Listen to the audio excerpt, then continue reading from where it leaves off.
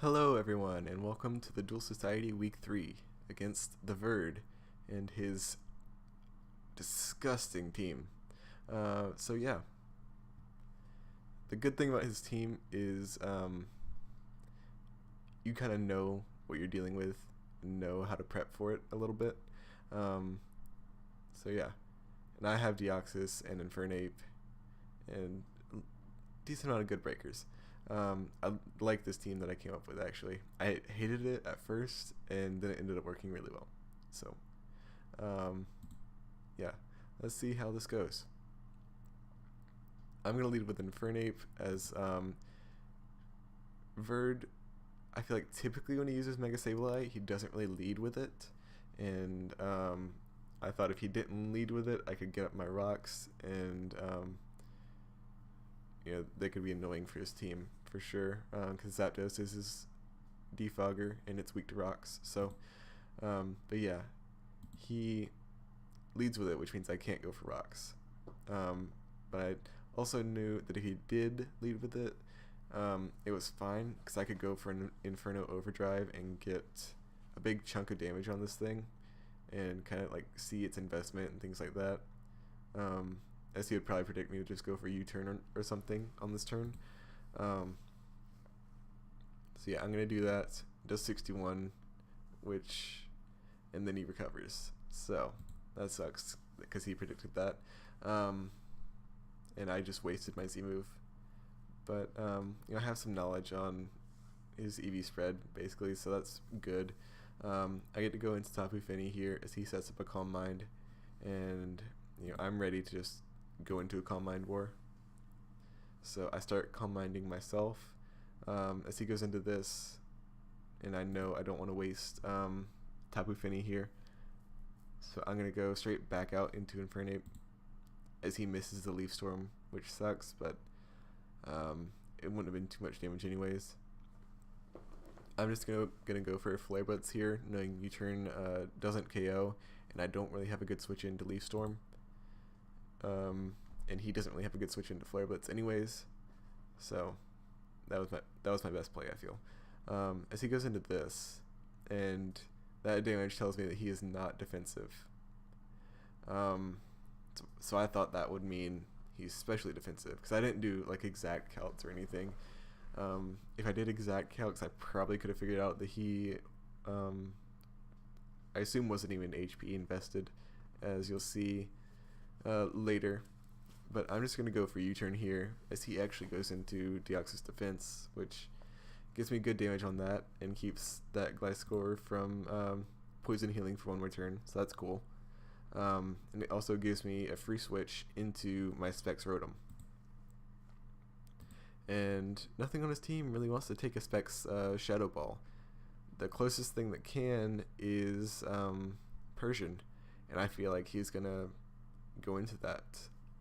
So, predicting that, and knowing the only thing on his team that wants to take a Specs Volt Switch is Gliscor, I'm going to go for Volt Switch, as he does go into the Persian, and that is going to hurt that Persian.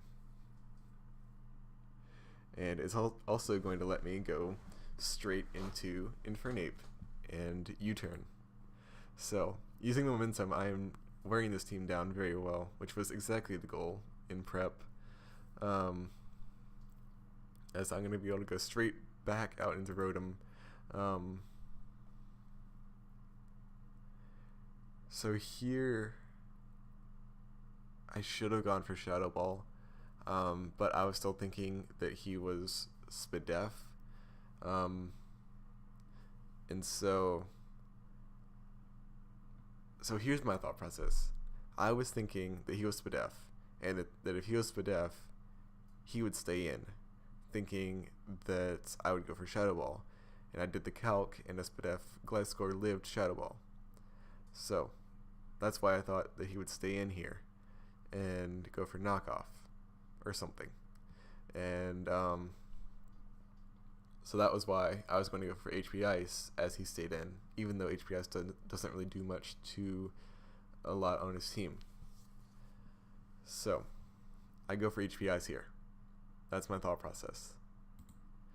So he ends up being a really, really fast Gliscor, and knocks off my choice specs as I go for HP Ice. So that works out.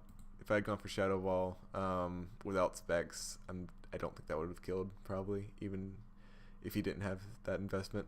But yeah, I do lose my specs, which sucks, but Gliscor is out of the way, which is huge. He brings in this Lurantis, and I'm just like, okay, I don't have specs anymore.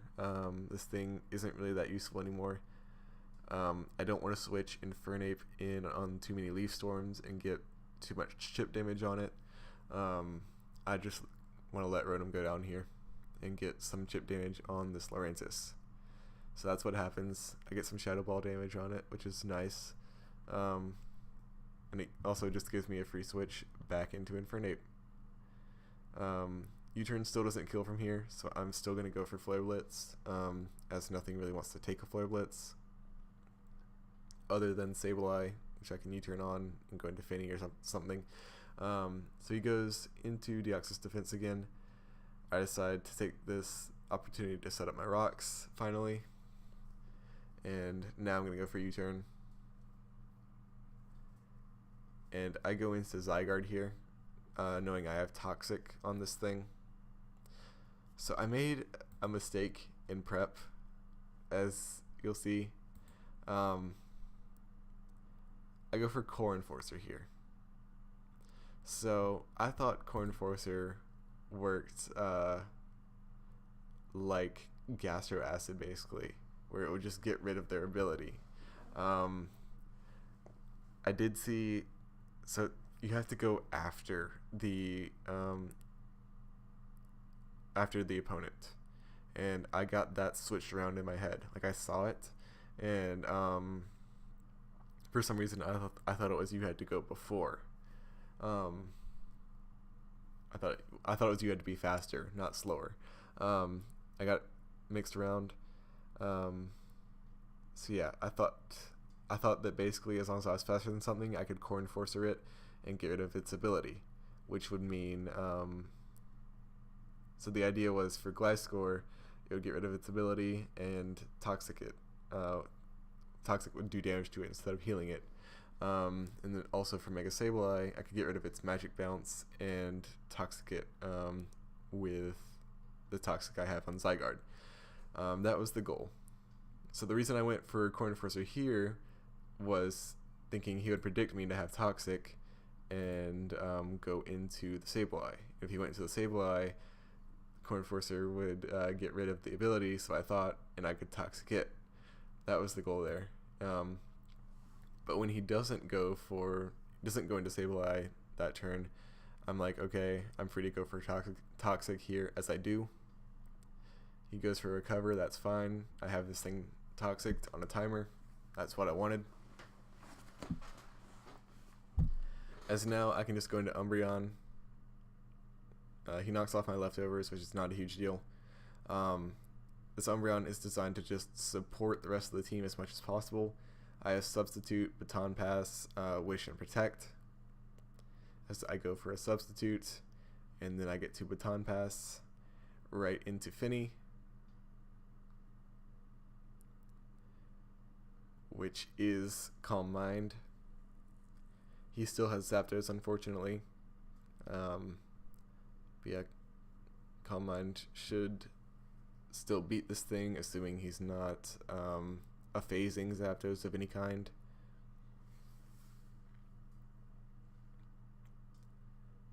I do take the risk and set up another Calm Mind. If he was phasing, that would have sucked a little bit, but I could have dealt with it. Here, I should have gone for another Calm Mind. I should have done the calcs to see how many it took to kill. As I didn't, I just thought, okay, this is enough. I was like, okay, I can probably win from here. But I should have gone for one more. There's no reason not to, looking back on it, but it's fine. That's how it goes. This thing is still really low at this point. It can't switch on rocks anymore. He's going to bring me down to under half, which is unfortunate, but I'm like, okay, this should still be enough for me to just win the game, right? He goes into Deoxys defense. He's actually faster because I should have sped crept a little bit. I probably could have sped crept this. I don't know the base speeds off the top of my head, but I assume I could have sped crept without using too much investment. That was just a misprep on my part. As you see, he gets the flinch, which really sucks, like a lot. After leftovers, I'm out of range if it does the same amount that it did last time, the 27%. But it could be a roll. And then also,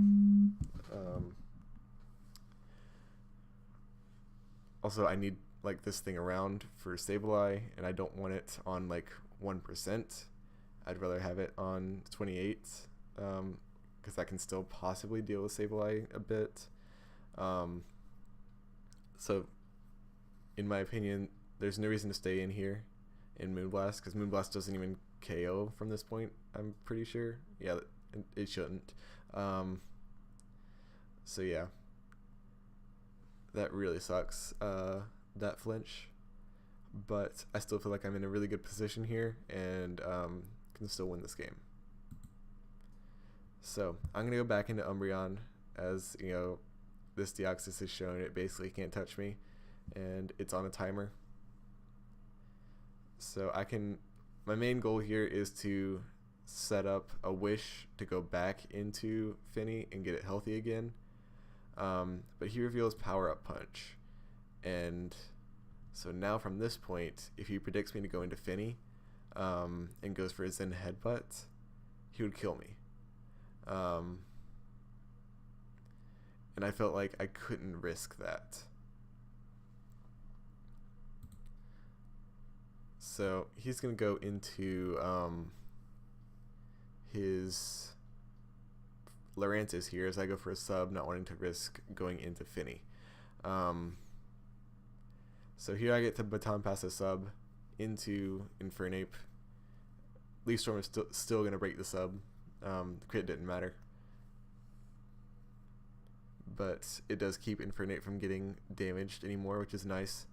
So here I've been going for Flare Blitzes against this thing the whole game, knowing the U-turn can't take it out. And I knew that the one time I didn't go for Flare Blitz would be the time he would stay in. But I also knew the U-turn was a no drawback play. If he switched out into something, I got momentum. If he didn't switch out into something, I sacked Zygarde. It was that simple. I didn't need Zygarde anymore in this matchup. I felt like it was the most expendable thing in this matchup. So I'm just going to go into this and sack it off,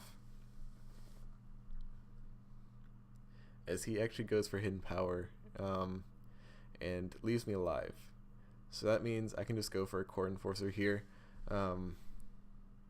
thinking like if he switched into Sableye or something, I would get rid of its ability. As he does go into it now, so I go for it.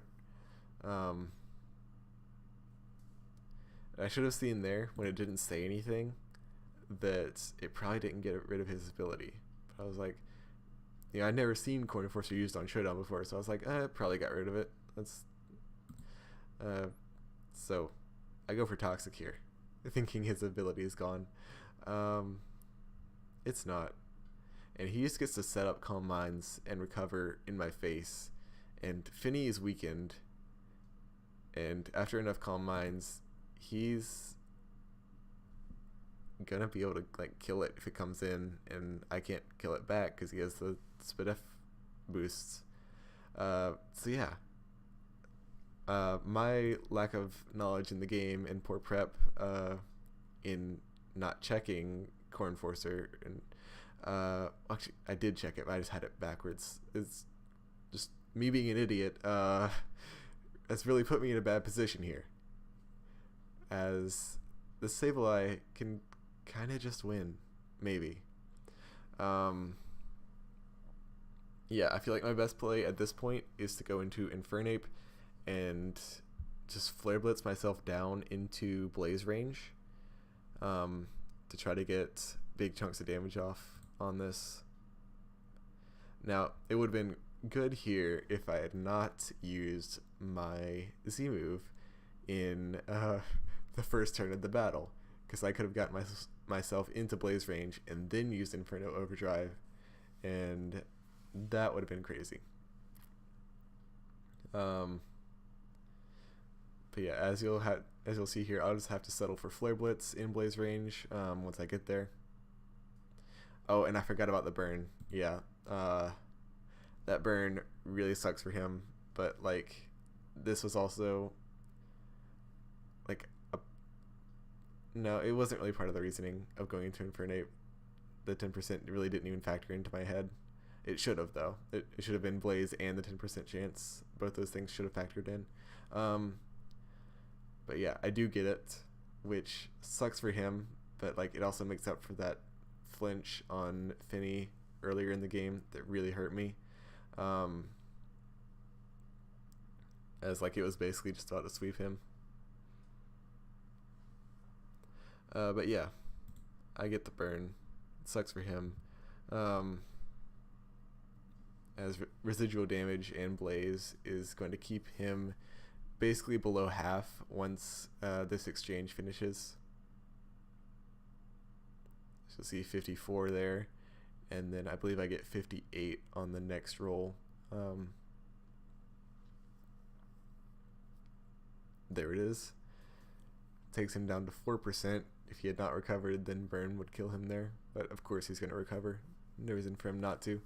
But yeah, basically the reason I had to do that was to take him in range of Deoxys's natural gift fairy, which I did bring, because there's also a throwback to our first summer showdown game where I brought natural gift. So I know that because it's a throwback, he might actually predict me to have this, especially since I went into this. But it really doesn't matter if he predicts it and goes and switches out, because he'll lose his Calm Mind boost, which means he should lose to Finny since he's at half health and burned. So yeah, I have no reason not to go for Natural Gift Fairy here, even if he switches out, which he does not. Sableye goes down. All that's left is a Toxic Deoxys defense, and I have knockoff on this. So that is a good game to Verd. You know, that burn definitely cost him the game, but like the flinch also really hurt me.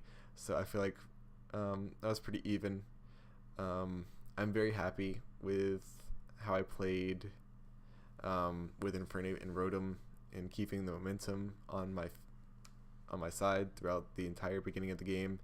The Core Enforcer Toxic, not my best moment, but the idea was really cool. If Core Enforcer did what I thought it did, and I could have used it against the Sableye and got it Toxic, that would have been so cool. Like, the idea for prep, I'm very proud of, like, thinking of that kind of thing, even if it wasn't actually what I thought it was. I'm so very happy with that, and just happy that I won overall. I think that Finny set was a great bring.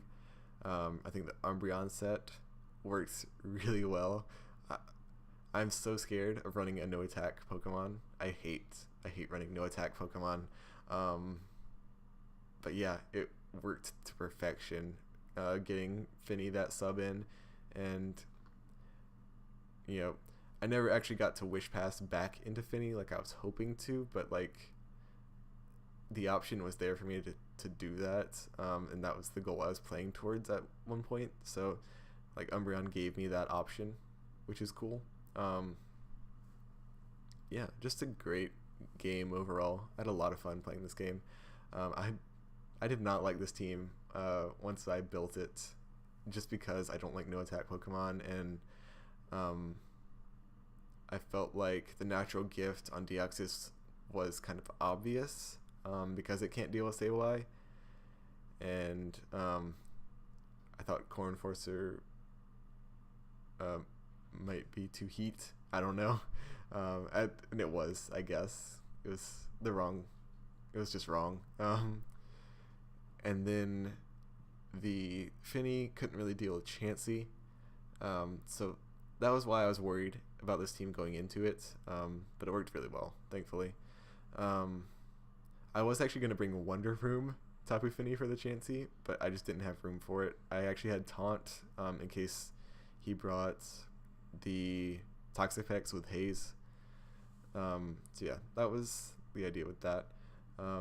Really fun game, Bird. We've had nothing but 3-0s in Duel Society so far. So we're now 2-1 plus 3. That's pretty cool. But yeah. Not really sure about what's going to be happening next week. There's a lot of stuff going on. You might see me playing week 5 next. You might see me not playing any weeks next. The league is in kind of a weird spot right now. Yeah, this could be the end of the Duel Society videos. There's probably going to at least be a week 5, but there might not be a week 4. Not really something I can go into explanation of right now, but yeah, that just might be how it is. So yeah, I'll maybe see you then? ?